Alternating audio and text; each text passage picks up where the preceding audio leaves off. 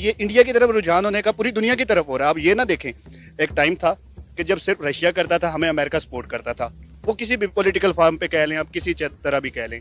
लेकिन अब हम देखते हैं कि हम रशिया की तरफ भी नहीं है, अमेरिका की तरफ भी नहीं है, we are in no game.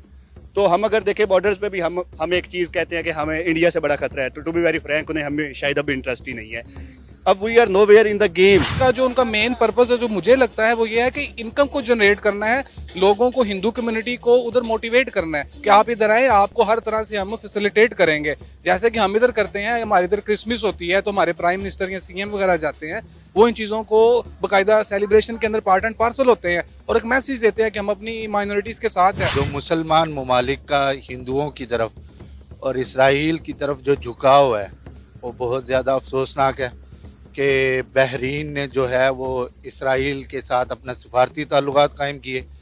दूसरा ये कि सऊदी अरब में भी इस तरह के कुछ चीज़ें चल रही हैं कि भाई वहाँ पे सिनेमा घर खुल गए और वहाँ पर भी अभी हमने गुज़श्ता दिनों देखा कि भारतीय जो वज़ीर थी हज की, वो वहाँ पर गई और मदीना में। इंडिया जैसी बिग इकोनॉमी से वो सिर्फ लेबर नहीं ले रहा है, टेक्निकल लेबर भी ले रहा है। ज़ाहिर हमारी टेक्निकल लेबर वहाँ पर किसी काम में नहीं आती, ठीक है। वहाँ पर टेक्निकल लेबर उन्हें सस्ती मिलती है, ज़्यादा लॉयल मिलती है हमसे, इंडिया से। तो टेक्निकल लेबर भी ले रहे हैं और एक बहुत बड़ा जो है मार्केट में क्लाइंट उनको मिल रहा है, एक बहुत बड़ा जो है client in terms of tourism, in terms of ज़ाहिर लेबर। तो ये सारी चीज़ें वो वहाँ से ले रहे हैं, तो ज़ाहिर उनके इकोनॉमिक इंटरेस्ट है उनके साथ। तो हम देख रहे हैं ये सारी चीज़ें वो इसके लिए कर रहे हैं। इधर हम लोग एफर्ट नहीं करते, उधर जाके हमें वॉशरूम भी साफ करने पड़ते हैं तो हम करते हैं।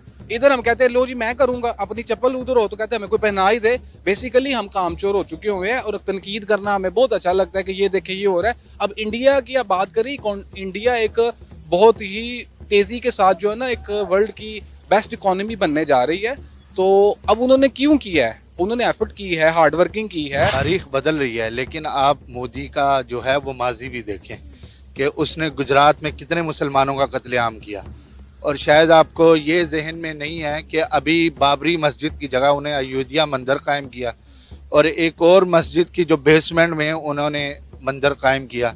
तो बज़ाहिर अगर वो मुसलमानों से ताल्लुकात अच्छे कर रहे हैं तो उनके जो देखें कि पीछे उनके मकासद क्या हैं कि मुंह में छुरी और बगल में राम।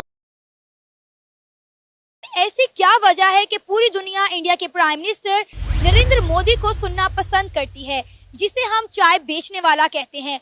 पूरी दुनिया इंडिया के प्राइम मिनिस्टर नरेंद्र मोदी को सुनने के लिए कतार में लगती है, उनका इंतजार करती है। लेकिन कोई भी पाकिस्तान के प्राइम मिनिस्टर को सुनना पसंद नहीं करता।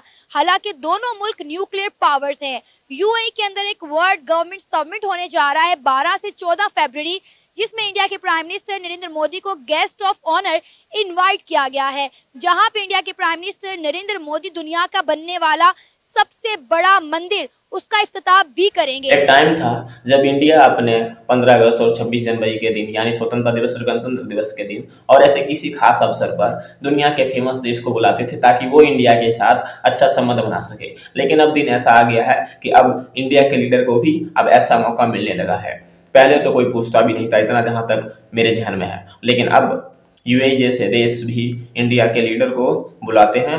और लेकिन अब समय बदल गया है और अब इंडिया की भूमिका भी जियोपॉलिटिक्स में बढ़ गया है। दुनिया के लिए इंडिया का महत्व अब है, इसलिए यूएई जैसे देश ने भी इंडिया को बुलाया है। और यूएई और भी कई देश हैं जो कि बार बार इंडिया के लीडर को बुलाते हैं, उनसे मीटिंग करते हैं ताकि इंडिया से उनका संबंध अच्छा बना रहे। क्योंकि इंडिया इस समय ना सिर्फ इंपोर्ट करता है बल्कि चीज़ों का एक्सपोर्ट भी भारी मात्रा में करता है। और इसलिए दुनिया का कोई भी देश ये नहीं चाहेगा कि उसका संबंध भारत से खराब हो, सिवाय चाइना और पाकिस्तान से। पाकिस्तान से तो लगभग ख़त्म है, चाइना से भले कन्फ्लिक्ट हो लेकिन व्यापार उनसे भी बहुत ही ज़्यादा होता रहता है।